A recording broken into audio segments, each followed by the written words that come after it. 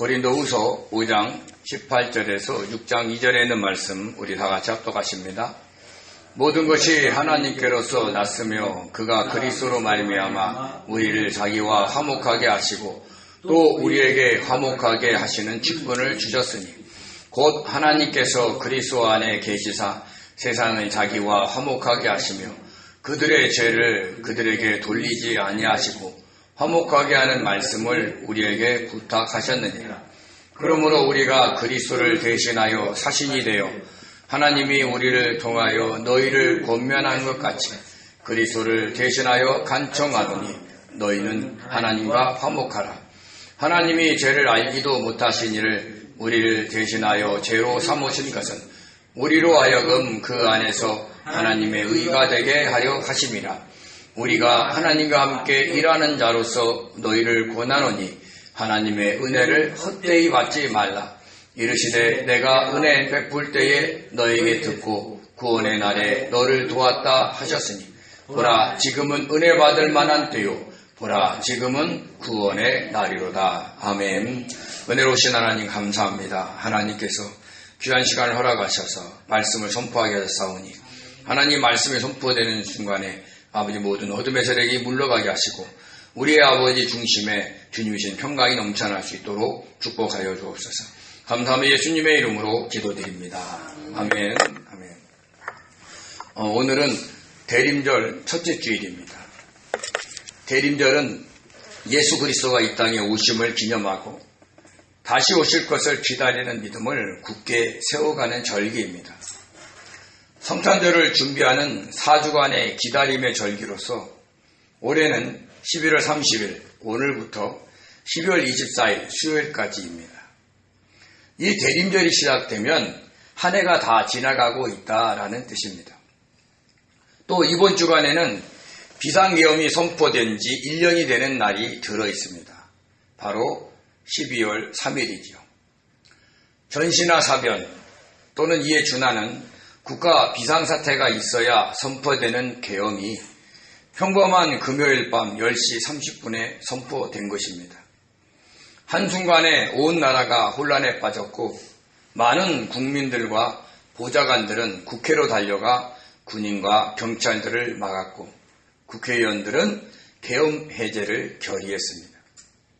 돌아보면 모든 순간순간이 우리나라를 혼란에 빠뜨리지 않게 하시는 주님의 은혜가 있었음을 알 수 있습니다. 그리고 대통령의 탄핵과 새 정부의 등장, 3대 특검과 재판, 미국과의 관세 협상 등 쉼없이 달려왔습니다. 엄청난 격동의 한 해가 지나가고 있는 것입니다. 수많은 진실들이 밝혀지고 반성과 자성의 토대 위에 새롭게 도약하는 나라가 되게 해달라고 우리 주님께 기도하는 성도님들 되시기 바랍니다. 하나님의 긍휼하심에 따라 담에색 도상에서 주님을 만나 구원받은 바울은 복음을 전하라는 직분을 받았습니다. 우리의 죄사함을 위해 십자가에 못 박혀 죽으시고 부활 승천하신 주님의 이름을 이방인과 임금들과 이스라엘 자손들에게 전하기 위한 주님의 그릇이 된 것입니다. 물론 다른 일행들도 마찬가지였습니다. 그래서 그들은 어떤 경우에도 낙심하지 않았습니다. 왜냐하면 그들은 질그릇과 같은 자신 안에 예수 그리스도의 얼굴에 있는 하나님의 영광을 아는 빛, 즉 보배를 간직하고 있었기 때문입니다. 사방으로 우겨싸움을 당하여도 쌓이지 않았고 답답한 일을 당하여도 낙심하지 않았고 박해를 받아도 버림받지 않았고 거꾸로 트림을 당해도 넘어지지 않았습니다. 또한 낙심하지 않는 이유는 그런 일을 막 당할 때 자신의 겉사람은 낡아지고 속사람이 날로 새로워진다는 사실을 알았기 때문입니다.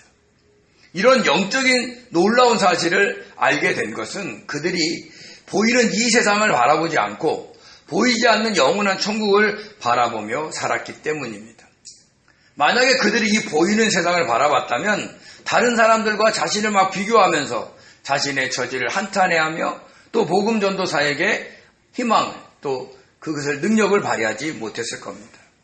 그렇지만 그들은 보이지 않는 것을 바라보고 주님을 위해서 최선을 다했던 것입니다. 그리고 바울은 우리의 장막집인 육체가 무너지면 하늘에 있는 영원한 집인 신령한 몸이 있다는 사실을 알았습니다. 그뿐 아니라 누구든지 다 그리스도의 심판대에 서게 된다는 사실도 알았습니다. 믿지 않는 자는 주님의 꾸중과 책망을 들으며 지옥 불못에 떨어지고, 믿는 자는 주님의 칭찬과 상급을 받으며 천국에 들어갑니다. 그런데 믿는 자들 중에서도 주님의 칭찬과 상급을 많이 받고 천국에 들어가는 자들이 있는 반면, 주님의 칭찬도 상급도 없이 부끄럽게 천국에 들어가는 자들도 있다는 것입니다. 그래도 바울과 그 일행들은 몸으로 있든지 떠나 있든지 주님을 기쁘시게 하려고 맡겨진 직분에 최선을 다했던 것입니다. 자신에게 어떤 유익이 없어도, 심지어 자신의 유익을 포기하더라도, 자신이 누릴 수 있는 권리까지 내려놓게 되더라도 복음 전도에 매진을 했던 것입니다. 특히 바울은 고린도 교회 성도들 중에 그 누구 한 사람이라도 실족시키지 않기 위해 천막 짓는 일을 하면서 사례비를 받지 않았고, 평생 고기를 먹지 않을 각오까지 하면서 사역을 했습니다. 순회 사역을 하면서 화려한 언변으로 성도들을 미혹시켜 돈을 벌고 다니던 거짓 교사들에게 있어서 바울의 그런 모습은 의아했습니다. 그래서 어떤 다른 의도가 있든지 아니면 미쳤던지 했다라고 했습니다.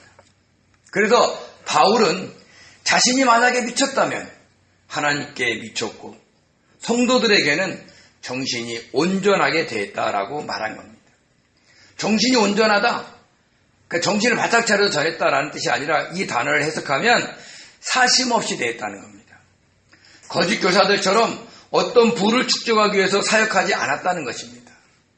그가 그렇게 사역한 것은 자신을 위해 죽으신 그 그리스도의 사랑이 자신을 강권했기 때문입니다.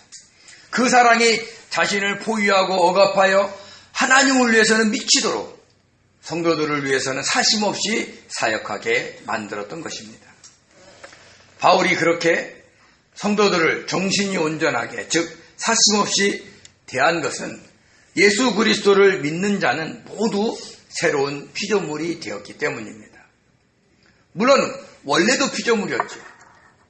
근데 옛 피조물은 하나님과 약속을 어긴 아담의 죄를 갖고 있기에 그 죄로 인해서 자신이 하나님처럼 되어 자기의 뜻대로 살았습니다. 한마디로 말해서 하나님을 대적하는 피조물이었던 겁니다. 그렇지만 이제 예수 그리스도를 믿는 성도는 새로운 피조물이 되었다는 것이죠. 새 영과 새 마음을 받았고 그 안에는 하나님의 영인 성령이 함께 계십니다. 또 굳은 마음이 부드러운 마음이 되어 성령께서 기록하신 하나님 말씀대로 순종하게 살아갈 수 있게 된 것입니다. 그러니까 완전히 새롭게 된 피조물이 된 것이죠. 그래서 바울은 이제부터는 어떤 사람도, 즉 어떤 성도도 육신을 따라 알지 않기로 했다라고 했습니다. 보여지는 모습 그대로 그 사람을 이해하고 판단하지 않고, 아, 저 사람도 예수를 믿었기 때문에 새롭게 변화된 피조물이구나 라고 그들을 알기로 작정을 했다라고 한 것입니다. 그러니까 보여지는 모습으로 사람들을 판단해서 그 사람을 존경하거나 그 사람을 무시하지 않겠다라는 거죠. 모두가 새로운 피조물이 되었기 때문에 하나님의 은혜가 있는, 하나님의 영광이 있는 자로 됐다라고 얘기를 하는 것입니다. 근데 여기에 조건이 하나 있습니다. 새로운 피조물은 그리스도 안에 있을 때만 된다는 것이죠. 이 말씀은 그리스도 안에 있으면 없으면 옛 피조물로 살아간다라는 뜻입니다. 자신이 하나님처럼 돼서 자기의 뜻대로 고집대로 살아가는 것입니다. 그래서 우리는 항상 예수 그리스도 안에 있어야 합니다. 그러려면 어떻게 해야 돼요? 자신의 삶의 모든 주권을 주님께 드려야 합니다. 무엇을 하든지 주님의 뜻을 묻고 성령의 조명하심과 인도하심에 순종하며 살아가야 하는 것입니다. 그래야 새로운 피조물로서 살아갈 수가 있습니다. 사실 지금 교회에 다니는 많은 성도들 중에는 하나님처럼 자기의 뜻대로 살아가는 성도들이 많습니다. 아직 옛 피조물의 성품과 성향을 버리지 못한 것입니다. 버리지 못했기 때문에 주님의 이름을 앞세워서 자신의 명예와 이익을 추구하고 상대방을 비방하고 때로는 욕도 하고 때로는 저주도 합니다. 이런 목회자와 성도들로 인해서 지금 한국교회는 전도의 문이 막히고 있습니다. 국민들 중 14%만 기독교에 대해 호감을 갖고 있을 지경에 이르게 된 겁니다. 14%면요, 잘 따지면 지금 교회에 다니고 있는 성도들 중에서도 이 기독교에 대해서 호감을 갖지 않는 성도들이 있다라는 것입니다. 그 정도로 신뢰도가 추락을 한 겁니다. 그러므로 저와 여러분들이라도 하나님의 영광을 아는 빛인 보배를 질그릇에 가진 자로서 그리스도 안에 있는 새로운 피조물로 살아가야 합니다. 낙심하지 않아야 하고 고난과 환난으로 겉사람이 낡아지고 속사람이 날로 새로워지는 것에 기뻐해야 하고 무슨 일을 하든지 주님을 기쁘시게 해야 하고 하나님께 미치고 사람들은 사심없이 돼야 합니다. 그래야 전도문이 다시 열리고 많은 국민들이 기독교에 대해 호감을 갖게 될 것입니다. 작은 불꽃 하나가 큰 불을 일으키듯이 사람들이 주목하지 않는 우리의 삶 터전에서 이러한 놀라운 일들이 일어나기를 기도합니다. 이렇게 바울과 그 일행들이 직분을 맡고 헌신하며 살 수 있었던 것은 다 하나님께로부터 난 것입니다. 이 고백을 사도 바울이 합니다. 우리 고린도후서 5장 18절에 19절 같이 읽겠습니다. 모든 것이 하나님께로서 났으며 그가 그리스도로 말미암아 우리를 자기와 화목하게 하시고 또 우리에게 화목하게 하는 직분을 주셨으니 곧 하나님께서 그리스도 안에 계시사 세상을 자기와 화목하게 하시며 그들의 죄를 그들에게 돌리지 아니하시고 화목하게 하는 말씀을 우리에게 부탁하셨느니라. 아멘. 아멘. 여기서 나스미어의 헬라어 에크가요, 못못에서부터 못모를 때부터 못못 때문에 라는 뜻을 가진 발단이나 근원을 나타내는 기본 전치사입니다. 바울과 그 일행들이 직분을 받고 이렇게까지 헌신적으로 복음을 전하고 있는 모든 것이 다 하나님께로부터 왔다는 겁니다. 그러니까 하나님이 그렇게 해주셨다는 것이죠. 자신들이 능력이 있어서 그런 직분을 감당한 것이 아니라 하나님께서 은혜를 베풀어 주셔서 그렇게 해주셨다라고 하는 것입니다. 그리스도의 사랑이 강권하여 복음을 전하게 된 것도, 그리스도 안에 있으면 새로운 피조물이 되게 하신 것도 다 하나님께서 해주신 겁니다. 그러니까 우리가 스스로 나는 이 정도 믿음 생활에, 나는 이 정도 믿음을 갖고 있어 라고 자랑할 것이 아무것도 없다는 거죠. 나는 주님을 위해서 복음 전도를 이렇게 했어, 내가 누구에게 어떤 구제를 했어, 내가 교회에 어떤 봉사를 했어, 이게 다 필요 없는 거예요. 다 하나님께서 하셨기 때문에 우리는 단지 도구로 그 역할을 한 것뿐입니다. 그리고 하나님은 우리로 하여금 그리스도로 말미암아 자기와 화목하게 하신 후에 화목케 하는 직분을 주셨습니다. 화목하게 하다라의 헬라어 카탈라소는 바꾸다, 변화하다, 화해시키다 라는 뜻이 있는데, 변하다, 변경하다, 바꾸다의 헬라어 알라소스에서 유래가 되었습니다. 하나님과 화목할 수 없는 신분인데 그 신분을 바꿔서 화해를 시켰다라는 뜻입니다. 그럼 어떻게 했을까요? 그걸 바로 19절에서 얘기를 합니다. 곧 하나님께서 그리스도 안에 계시사 그 안에서 우리와 화목하셨다라는 것입니다. 주님께서 십자가에 못 박혀 죽으시고 이루신 하나님의 구원 사역 안에 하나님도 함께 계셔서 우리와 화목하셨다는 것입니다. 주님이 십자가에 못 박혀 죽으실 때 그 안에 하나님이 함께 계셨던 것입니다. 하나님은 삼일체 하나님이십니다. 성부와 성자와 성령이 하나이십니다. 그래서 그 안에 함께 계셨던 겁니다. 주님께서 십자가를 통해 이루어 놓으신 구원의 큰 통로에서 하나님과 우리가 만나서 화해를 한 것이죠. 그러니까 마치 큰 터널 양쪽 끝에서 막 달려와가지고 그 터널 안에서 함께 만나서 화해하는 것과 같습니다. 그런데 여기서 계시사가 직설법, 미완료, 능동태로 쓰였습니다. 즉 아직 완료되지 않았다는 거죠. 그러니까 하나님이 주님 안에 계신 것이 끝나지 않았다는 거예요. 그리고 화목하다가 현재 분사로 쓰였습니다. 즉 지금도 계속해서 화목하고 있다는 것이죠. 그래서 이 구절을 해석해 보면 어떠냐? 지금도 주님은 그리스도 안에 계시면서 죄인들이 회개하고 돌아와 화목하기를 기다리고 계신다는 것이죠. 지금 이 순간에도 그런 화목은 계속 일어나고 있습니다. 또 앞으로도 계속해서 일어날 것입니다. 그래서 하나님은 우리들에게 화목해 하는 직분을 주셨고 그 직분을 감당하라고 화목하게 하는 말씀을 주셨다라는 것입니다. 화목하게 하는 말씀이 어떤 말씀이에요? 바로 십자가의 복음입니다. 십자가의 복음을 전해서 그들로 하여금 예수 그리스도를 구주로 영접하게 하여 죄사함을 받고 하나님과 화목하게 만들라는 것입니다. 그럼 왜 예수 그리스도를 믿어야 하나님과 화목하게 될까요? 이 땅에 태어난 모든 인류는 다 아담의 원죄를 갖고 태어납니다. 하나님과의 언약을 어기고 선악과를 먹은 죄를 갖고 태어나는 것입니다. 선악과는 하나님처럼 된다는 뱀의 유혹에 넘어가서 먹은 열매입니다. 그로 인해 모든 인간은 자신 안에 하나님처럼 돼서 선악을 구분하며 살아가려고 합니다. 자신의 성품과 성향에 맞으면 선이고 다르면 악입니다. 자기가 세운 도덕적인 기준에 맞으면 선이고 다르면 악입니다. 하나님의 기준이 아니라 자기의 기준으로 살아가는 것이죠.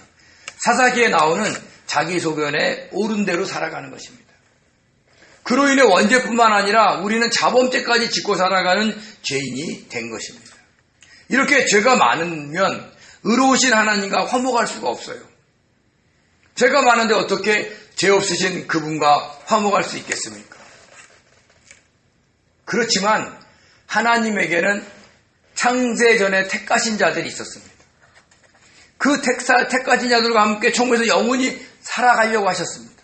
그래서 하나님이 택하신 방법은 그들의 죄를 용서해 주시고 의로운 자로 만든 것이었고 그 방법으로 누군가가 그들의 죄를 대신해서 피 흘려 죽어야 했습니다. 우리 히브리서 9장 21절에서 22절을 같이 읽겠습니다. 또 이와 같이 피를 장막과 섬기는 일에 쓰는 모든 그릇에 뿌렸느니라. 율법을 따라 거의 모든 물건이 피로써 정결하게 되나니 피 흘림이 없은즉 사함이 없느니라. 아멘. 구약에서는 죄 지은 자를 위하여 흠없고 점없는 어린 양이 그 죄를 전가받아 대신 피 흘려 죽었습니다. 심지어 짐승의 피로 장막에 있는 모든 기구에 뿌려 정결하게 했습니다. 그럼 어떻을까요?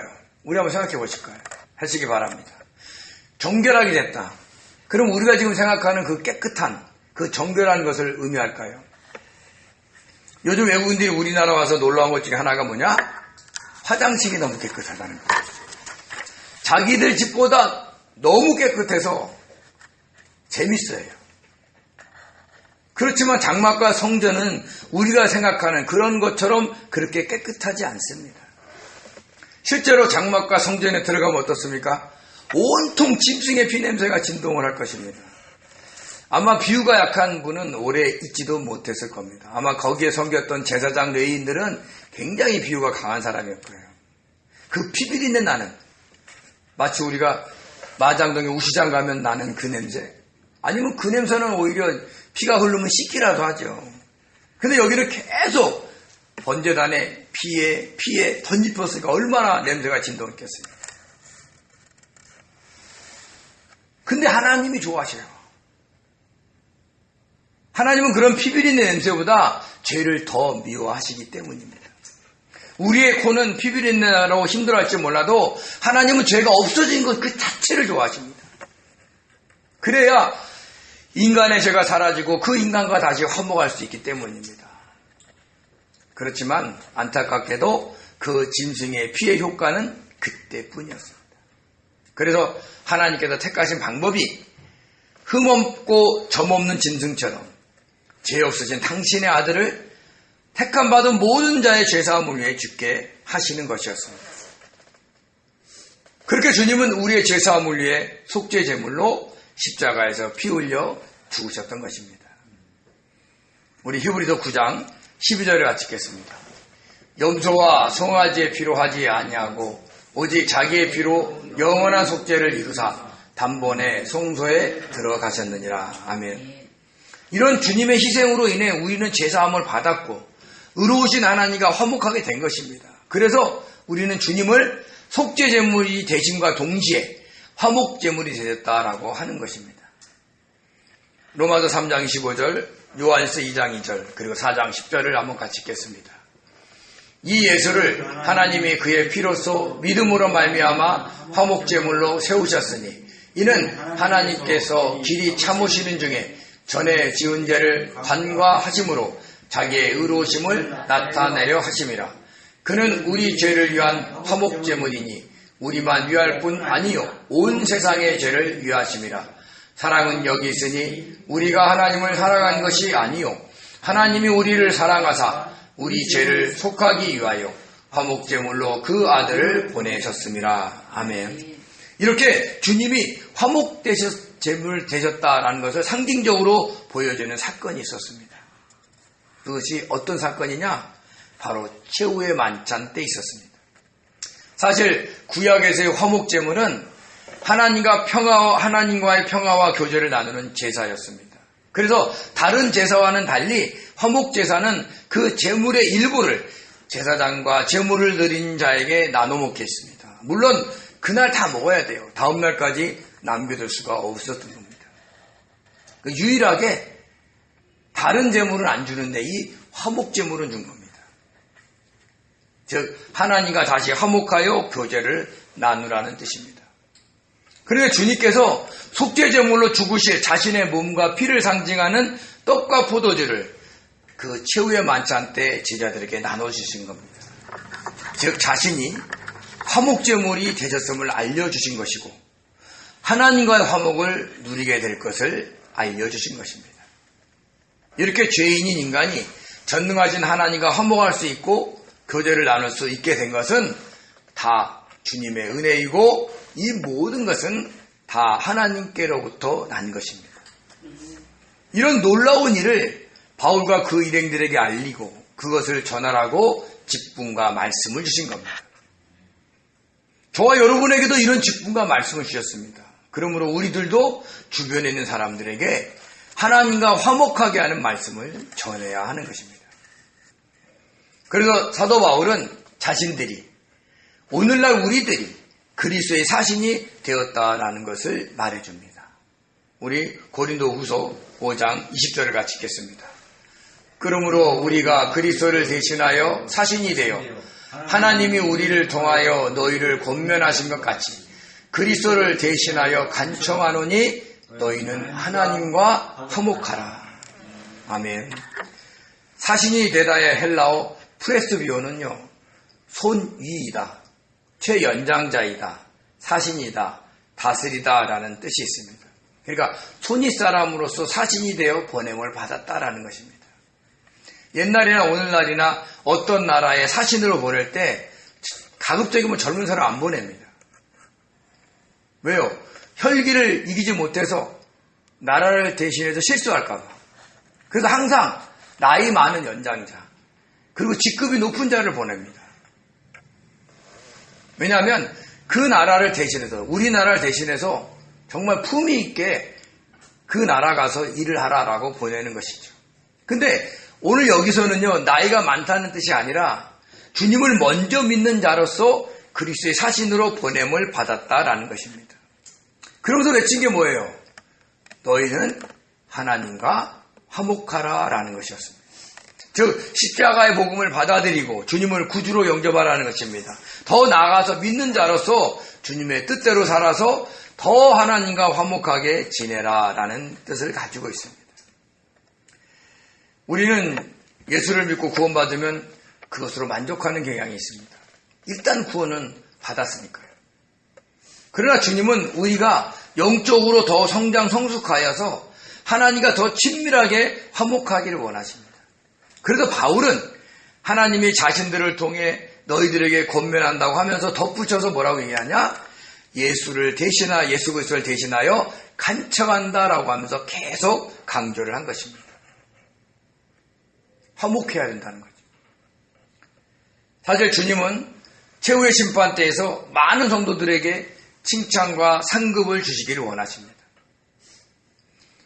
칭찬도 상급도 없이 부끄럽게 들어가는 것을 좋아하지 않으십니다. 그러므로 너희는 하나님과 화목하라고 하는 것은 한 번 화목하는 것으로 끝내지 말고 계속해서 화목하라라는 뜻을 가지고 있는 겁니다. 그러기 위해서는 아담의 원죄의 영향을 받아 자기가 하나님처럼 되어 살아가서는 절대로 안 되는 것이죠. 즉 옛 피조물로 살아가서는 안 됩니다. 주님의 뜻에 순종하면서 하나님의 뜻을 이루며 살아가야 합니다. 그래야 하나님과 화목하는 것이 완성될 수가 있는 겁니다. 그러면서 바울은 하나님께서 우리와 화목하게 하기 위하여 어떤 희생을 치렀는지를 그 다음 절에 설명을 합니다. 우리가 잘 알고 있는 구절이 있죠. 우리 21절 같이 읽겠습니다. 하나님이 죄를 알지도 못하신 이를 우리를 대신하여 죄로 삼으신 것은 우리로 하여금 그 안에서 하나님의 의가 되게 하려 하심이라. 아멘. 죄를 알지도 못하시는 이는요, 흠없고 점없는 어린 양을 의미합니다. 구약에서 흠없고 점없는 어린 양은 인간의 죄를 전가받고 죄가 된 것입니다. 그리고 그 죄를 향한 하나님의 진노를 오롯이 받아서 죽었습니다. 그로 인해서 그 인간의 죄는 사라지고 의로우신 하나님의 백성으로 살아가게 된 것이죠. 예수님도 마찬가지입니다. 죄를 알지도 못하시는 분인데 우리 인간의 모든 죄를 전가받아 품에 안고 그 하나님의 진노를 오롯이 받아서 십자가에서 죽으셨습니다. 그로 인해 우리의 죄는 사라지고 하나님의 의가 되어 의로우신 하나님과 화목할 수 있게 된 것입니다. 이 얼마나 놀랍고 큰 은혜를 받은 것일까요? 근데 이 모든 것이 다 하나님께로부터 난 것입니다. 그래서 바울은 다시 한번 크게 외치듯이 권면을 합니다. 우리 고린도후서 6장 1절에서 2절을 같이 읽겠습니다. 우리가 하나님과 함께 일하는 자로서 너희를 권하노니 하나님의 은혜를 헛되이 받지 말라. 이르시되 내가 은혜 베풀 때에 너에게 듣고 구원의 날에 너를 도왔다 하셨으니 보라 지금은 은혜 받을 만한 때요 보라 지금은 구원의 날이로다. 아멘. 아멘. 하나님과 함께 일하는 자라고 한 것은 뭐라고 얘기해요? 자기의 유익과 명예를 위해 일하는 거짓 교사들과는 달리 자신들은 하나님을 두려워하며 전했다라고 강조를 한 것입니다. 하나님께는 미쳤고 성도들에게는 정신이 온전한 상태에서 전한 겁니다. 이렇게 하나님과 함께 하는데 어떻게 자기의 유익을 위해서 전할 수 있겠습니까? 그럼도 외친 게 뭐예요? 하나님의 은혜를 헛되이 받지 말라라는 것입니다. 하나님께서 우리와 화목하기 위하여 죄를 알지도 못하는 자신의 아들을 죄로 삼아 죽이시고 우리로 하여금 하나님의 의가 되게 하신 그 은혜를 헛되이 받지 말라는 거죠. 헛되이의 헬라어 케노스는요, 공허한, 성과 없는, 유익이 없는 이라는 뜻이 있습니다. 그러니까 문자적으로 공허하고 텅 비고 내용물이 없다라는 뜻입니다. 그러니까 하나님의 은혜를 아무런 유익이 없게 하지 말라는 거예요. 그 귀한 은혜를 받으라는 얘기를 하는 겁니다. 이 얘기는 뭐예요? 새로운 피조물로 살아가라는 얘기를 하는 거예요. 우리가 십자가의 복음을 듣고 주님을 구주로 영접하는 것이 영적으로는 어마어마한 일이 우리들에게 적용이 되는 겁니다. 하나님의 은혜, 주님의 그 희생이 우리에게 적용되어 구원받고 영원한 천국에서 행복하게 지내게 된 것입니다. 그래서 바울은 강조하고 선포했던 것입니다. 내가 은혜 받을 만한 때에 너에게 듣고 구원의 날에 너를 도왔다 하셨으니 보라 지금은 은혜 받을 만한 때요 보라 지금은 구원의 날이로다 라고 말이죠. 사실 이 말씀은 이사야서 49장 8절에서 9절 상반절에 있는 말씀을 인용한 겁니다. 우리 같이 한번 읽어보겠습니다. 여호와께서 이같이 이르시되 은혜의 때에 내가 내게 응답하였고 구원의 날에 내가 너를 도왔도다. 내가 장차 너를 보호하여 너를 백성의 언약으로 삼으며 나라를 일으켜 그들에게 그 황무하였던 땅을 기업으로 상속하게 하리라. 내가 잡혀있는 자에게 이르기를 나오라 하며 흑암에 있는 자에게 나타나라 하리라. 아멘. 아멘. 수백 년 전에 일어날 일을 이사야 선지자를 통해서 예언한 겁니다. 어떤 내용이에요? 바벨론에서 포로로 귀환할 것을 약속하신 겁니다. 남유다는 결국 하나님의 뜻을 어겨서 바벨론 왕 느부갓네살 왕에 의해서 멸망을 당합니다. 많은 사람들이 포로로 끌려가죠. 그렇지만 그들이 하나님의 은혜로 다시 돌아오게 될 것이라는 말씀입니다. 은혜의 때에 내가 내게 응답하였고 구원의 날에 내가 너를 도왔다라는 거죠. 그리고 그때 잡혀있는 자에게 나오라, 흑암에 있는 자에게 나타나라 라고 선포하겠다는 말씀인 거죠. 그러니까 구원하겠다는 얘기를 하는 겁니다. 사실 바벨론에 끌려간 남유다 백성들이 어떻게 살아갔을까요? 다시 고국으로 돌아가게 해달라고 끊임없이 하나님께 기도했을 겁니다. 낯선 땅에서 어떤 나라의 포로로 살아간다는 건 정말 어려운 일입니다. 더군다나 그들은 하나님이 주신 땅에 향한 간절한 마음이 있었습니다. 왜요? 하나님이 자기 조상들에게 약속한 땅이었기 때문에. 그래서 끊임없이 기도했습니다. 근데 그 기도가 바로 이루어졌어요? 아니에요. 한참 때, 하나님의 때가 될 때 하나님이 그들의 기도에 응답하셨고 포로에서 나오도록 구원하게 해주셨습니다. 이 페르시아의 왕인 고레스 왕을 통해서 구원해 내신 겁니다. 그런 것처럼 지금이 고린도 교회 성도들이 은혜 받을 만한 때이고 구원의 날이라는 것입니다. 지금이 죄를 알지 못하시는 일을 죄로 삼아 우리로 하여금 하나님의 의가 되게 하여 하나님과 화목하게 하는 은혜를 받을 만한 때라는 것이고 구원의 날이라는 것입니다. 바울이 여기서 강조하는 게 뭡니까? 지금입니다. 지금. 내일이 아니라 지금입니다. 다음 달, 내년이 아니라 지금입니다. 마찬가지로 우리도 지금 다른 사람에게 예수 믿으세요라고 복음을 전해야 합니다. 왜냐하면 지금도 하나님은 그 그리스도 안에서 누군가와 화목하기를 원하시면서 기다리고 있기 때문입니다. 지금도 창세전에 하나님의 택하심을 받은 누군가의 영혼은 그 하나님의 구원을 기다리며 기도하고 있을 것입니다. 그 사람이 누군지 우리는 모릅니다. 그래서 우리는 때를 얻든지 못 얻든지 화목해야 하는 말씀인 이 십자가의 복음을 전해야 합니다. 그러면 하나님의 때에 성령께서 역사하셔서 그 영혼의 부르짖음을 듣고 구원하여 주실 것입니다. 그 사람을 감동시켜 복음을 듣게 하고 예수 그리스도를 구주로 영접하게 하십니다. 그리고 하나님 당신과 화목하게 지내게 만드시는 것이죠. 그런데 여기에 우리가 알아야 될 것은 지금이 우리가 알고 있는 이 시간상의 지금이 아니고 성령께서 역사하시는 지금이라는 것입니다. 성령께서 역사하시면 때를 얻든지 못 얻든지 전해야 합니다. 그런데 이 지금을 시간상 지금으로 알아서 상대방이 어떤 마음인지 어떤 처지인지 전혀 고려하지 않고 전하는 사람들이 있습니다. 그럼 어떻게 돼요? 자칫 마음의 문을 닫을 수도 있는 겁니다. 제가 아는 어떤 분의 부인은 예수님을 믿지 않습니다. 그분은 성당에 다니는데 부인한테 성당 같이 가자 그래도 안 갑니다. 또 그 부인의 언니와 동생은 큰 교회의 권사님들입니다. 그러면 그동안 얼마나 많이 예수 믿어라, 교회 같이 가자라고 권면을 했겠습니까? 그런데도 안 믿습니다. 물론 그 사람은 하나님의 택하심을 받지 않은 사람일 수도 있겠죠. 근데 그 사람이 그 부인한테 물었습니다. 왜 예수를 믿지 않느냐?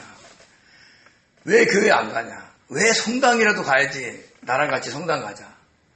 그랬더니 그 부인이 하는 말이 젊었을 때 언니가 하도 강권해서 그것이 싫어서 지금도 안 간다라고 하는 거예요.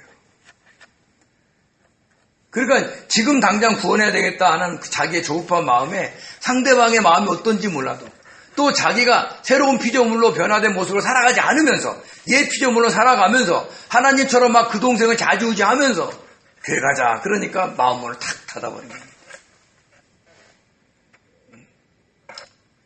그래서 저와 여러분은 주님께 언제 저분에게 복음을 전할까요? 하고 묻고 성령께서 감동하실 때 그 지금일 때 전해야 하는 거예요. 그러면 어떤 역사가 일어날지 모릅니다. 우리 사람의 눈에는 전혀 믿지 않을 사람 같아도 믿을 수 있습니다. 왜냐? 사람으로는 할 수 없으되 하나님은 하시기 때문입니다. 또 너희는 하나님과 화목하라 하는 말씀은 믿는 자들에게만 하는 말인가 동시에 저와 여러분에게도 하시는 말씀입니다. 속사람이 새로워지는 만큼 하나님을 더 깊이 알아갈 수 있기 때문에 하나님과의 화목이 더 친밀해질 수가 있습니다. 그것이 저와 여러분에게 이 땅에서 받는 주님의 은혜요 선물인 것입니다.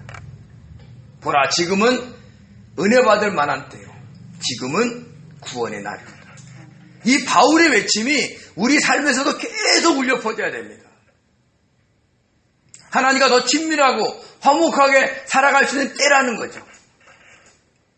그래서 저와 여러분이 그 지금이, 성령이 말씀하시는 그 지금에 화목해 하는 말씀인 십자가의 복음을 전해야, 성령께서 역사하시는 그때에 우리가 좀 더 새로운 피조물로 새롭게 돼서 주님과 더 친밀한, 하나님과 더 화목한 그런 귀한 삶을 살아야 한다는 것이죠. 그런 복된 삶 사시기를 예수님의 이름으로 축원드립니다. 기도하겠습니다. 은혜로우신 하나님, 고맙고 감사드립니다. 저희들에게 화목하게 하는 직분과 말씀을 주심에 감사드립니다. 주님, 저희들이 하나님과 화목할 수 있도록 도와주시고 그 화목함이, 친밀함이 날마다 더해질 수 있도록 역사하여 주시옵소서. 성령께서 말씀하시는 그 지금을 알게 하시고 그때에 때를 얻든지 못 얻든지 화목해 하는 말씀, 그 십자가의 복음을 전하는 복된 성도들 될 수 있도록 축복하여 주옵소서. 주께서 저희들과 함께 하실 줄 믿고 감사하며 예수님의 이름으로 기도드립니다. 아멘.